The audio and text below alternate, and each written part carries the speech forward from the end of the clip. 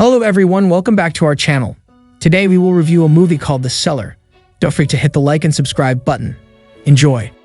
The Woods family is moving into their new home in the countryside. Kira and Brian are very proud of the house they've bought for their children, and their son Steven is excited as well, but their daughter Ellie is a different story. She hates having left her friends behind and feels disconnected from her parents, thinking they don't understand her. This house, called Ixegos, is very particular. There's an old painting of a man with a finger raised, and letters from an unfamiliar alphabet with a triangle under them are placed above every door except for one that just has a pentagon.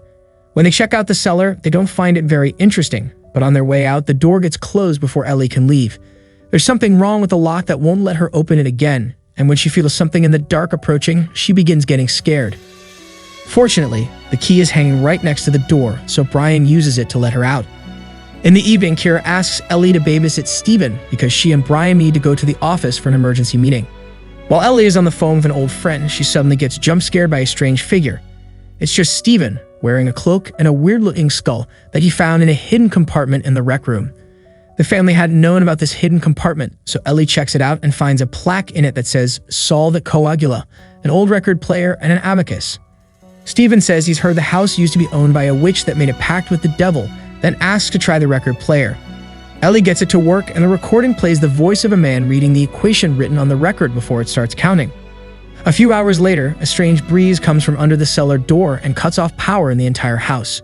Ellie calls her mother for help, and Kira tells her to go down to the cellar to check the circuit breaker. Too scared to enter such a room in the dark, Ellie says she can't do this, so Kira tells her a little trick of hers she uses when she needs to clear her mind. She counts. Kira guides Ellie through the phone, encouraging her with each step she takes and counts. 10 should be the last step, but when Ellie reaches it, she closes her eyes and falls. On the other end of the line, Kira can hear her counting up to 30 and not responding to anything she says, so both Kira and Brian hurry to return home. When they get there, they can't find Ellie anywhere in the house, so they call the police. A quick search of the surrounding woods is done to no avail, and since there isn't evidence of any crime happening and Ellie has run from home before, the cops just tell the parents to wait for news since she's probably at a friend's house. In the morning, the family asks some neighbors for their help, and they go into the forest to search again, but the result is the same. Brian understands that Ellie had been mad with them, so it's natural that she ran away, but Kira doesn't think that's the case. She's sure something happened to Ellie because of how eerie her voice sounded while counting.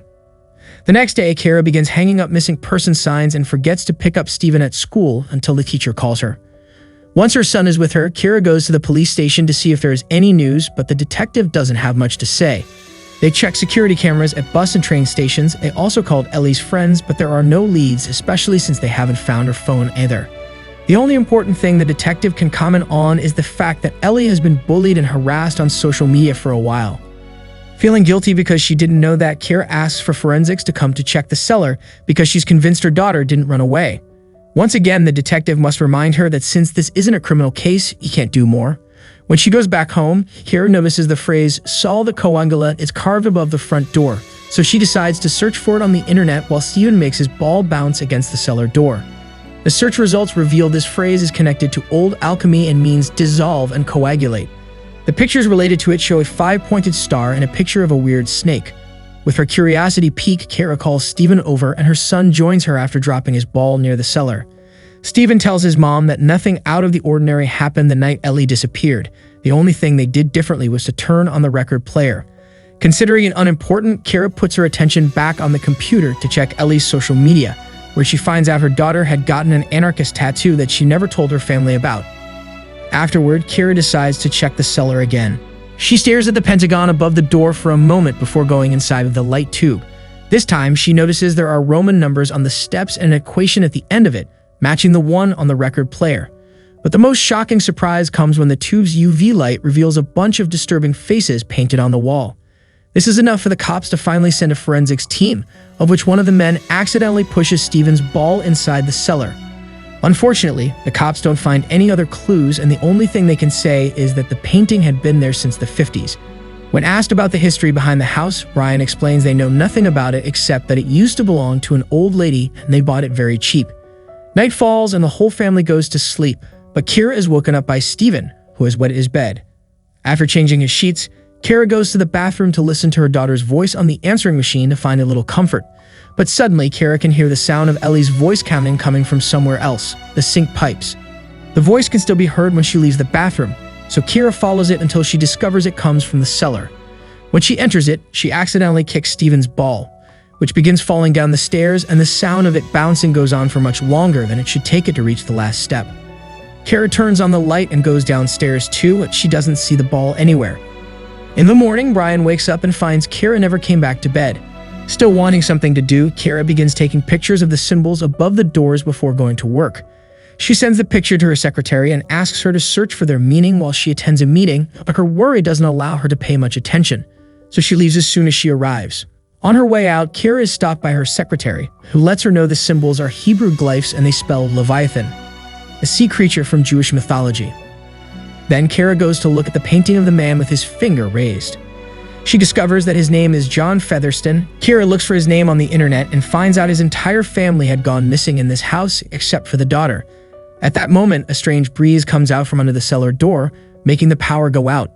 Steven's voice begins crying out for help from behind the cellar door, so Kara rushes to get him out, but the lock is stuck and she can't find the key.